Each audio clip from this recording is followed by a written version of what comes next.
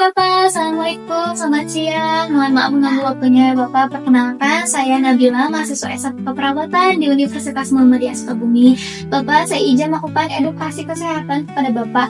Assalamualaikum Bapak. Waalaikumsalam. Sebelumnya saya mohon izin perkenalkan nama dulu. Saya Nabila Rifki Aksan, mahasiswa semester 6 tingkat 3 dari Fakultas Kesehatan Universitas Muhammadiyah Sukabumi.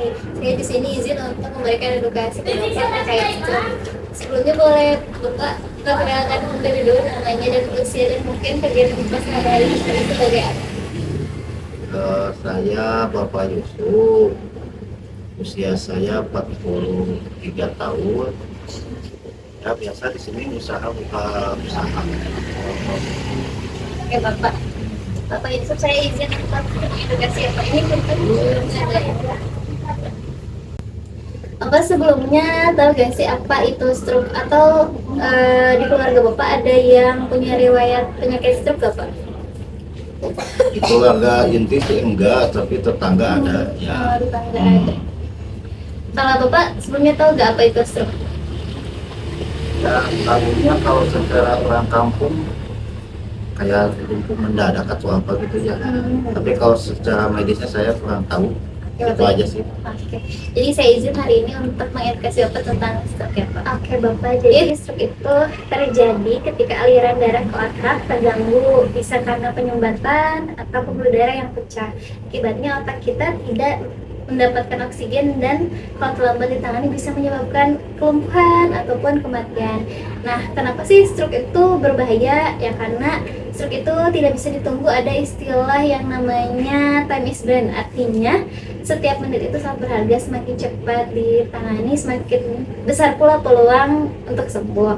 Nah, terus stroke itu bisa dilihat Bapak di atas sebelah. Sebetulnya stroke itu terbagi menjadi dua, yang ini jadi ada stroke iskemik. Terus stroke iskemik itu tuh jadi di pembuluh darah otak itu adanya penyumbatan. Terus kalau misalnya yang kedua itu stroke hemoragik. Stroke hemoragik itu pecahnya pembuluh darah. Karena kan otak kita tuh butuh oksigen dan lain sebagainya. Kalau misalnya tersumbat maupun pecah berarti kan tidak ada oksigen ya Pak ke dalam otak. Sehingga memang nanti bisa menyebabkan komplikasinya bisa luka atau kematian. Selanjutnya manifestasi klinis atau tanda dan gejala stroke itu bisa kita kenali nih Pak sebelah sini, ada dari face atau mulai dari wajah. Nah, wajahnya itu mencong, tidak simetris gitu ya Pak, jadi tidak simetris, jadi ada kurang kayak gitu. Terus misalnya lengannya itu suka melemah sebelah nih ya Pak, tuh kayak gitu. Juga kalau speech itu berbicara pelok tuh jadi kadang bibirnya miring, terus juga terbata-bata, kayak gitu. Terus juga kadang ada sakit kepala hebat mendadak, terus juga pusing atau kehilangan keseimbangan. Terus misalnya matanya tuh buram gitu ya Pak, penglihatan kabut. Terus misalnya ada mati rasa juga, kesemutan. Terus misalnya suka pusing dan kesadaran itu menurun. Nah, ini tuh kenapa harus cepat-cepat ditangani gitu ya, karena ini kondisinya gawat darurat. Karena golden time-nya itu 4,5 sampai 6 jam Pak. Kalau misalnya ke rumah sakitnya dalam rentan waktu itu tuh masih bisa diselamatkan Pak. Jadi tingkat kesembuhannya itu tinggi kayak gitu. Terus juga kita ada faktor risikonya. Nah, faktor risiko yang dapat dikendalikan itu yang pertama ada hipertensi. Nah, hipertensi itu bisa jadi faktor utama dalam stroke. Nah, itu tuh tapi masih bisa dikendalikan. Yang kedua ada diabetes mellitus. Nah, kadar gula darah tinggi itu merusak pembuluh darah.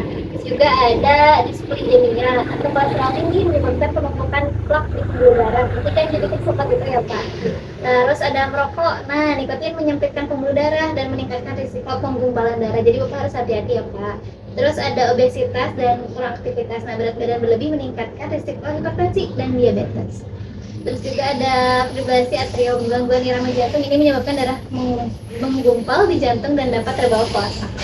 Selanjutnya di situ ada faktor risiko yang tidak dapat dikendalikan. Contohnya ada usia lanjut Pak. Terus juga genetik. Nah, kalau ada keturunan itu tuh resikonya tinggi sekali. juga ada riwayat stroke sebelumnya, dan juga katanya jenis kelamin itu mempengaruhi. Oke, Bapak kan tadi udah tahu tanda dan gejalanya, terus juga faktor resikonya, terus ada klasifikasi stroke-nya. Sekarang kita bagaimana sih cara mencegah stroke? Nah, dengan gaya hidup sehat, Pak. Yang pertama, sering kontrol tekanan darah, Pak, itu secara rutin. Nah, terus juga kita ada kelola diabetes, kolesterolnya, dan penyakit jantungnya. Nah, selanjutnya kita ada makan makanan yang sehat, Pak, kayak perbanyak sayur, buah, kayak kita harus 4 sehat 5 sempurna gitu ya, Bu. Betul. Juga rutin berolahraga minimal 30 menit per hari. Selanjutnya di sini ada berhenti merokok dan hindari alkohol. Selanjutnya istirahat yang cukup dan juga ada kelola stres. Nah, lakukan pemeriksaan secara dan yang terakhir itu ada lakukan pemeriksaan kesehatan secara berkala. Mungkin Bapak itu saja mulai dari definisi stroke itu apa. Terus tadi klasifikasinya ada apa, Pak? Pertama, iskemik ya, Pak. Iskemik yang terjadi penyumbatan. Yang kedua ada hemoragi gitu tuh, yang pembuluh darahnya, Pak, pecah. Nah, kayak gitu. Jadi kalau misalnya Bapak sudah tahu tanda gejalanya, klasifikasinya, terus juga cara mencegahnya, terus juga tadi ada apa lagi ya? Ada faktor risikonya. Nah, Bapak kalau misalnya ada tetangga Bapak siapapun itu yang ada tanda gejala seperti itu, harus segera dilarikan ke rumah sakit. Jadi golden time-nya berapa, Pak? 4,5 sampai 6 jam ya, Pak. Ya, jadi kalau misalnya segera ditangani, resikonya juga semakin rendah dan tingkat kesehatannya pun semakin tinggi. Oke, itu saja Bapak dari saya. Mudah-mudahan materi yang saya sampaikan bisa bermanfaat bagi Bapak. Mohon maaf juga bila terdapat banyak kesalahan dari saya. Mungkin itu aja Bapak. Assalamualaikum warahmatullahi wabarakatuh. Waalaikumsalam.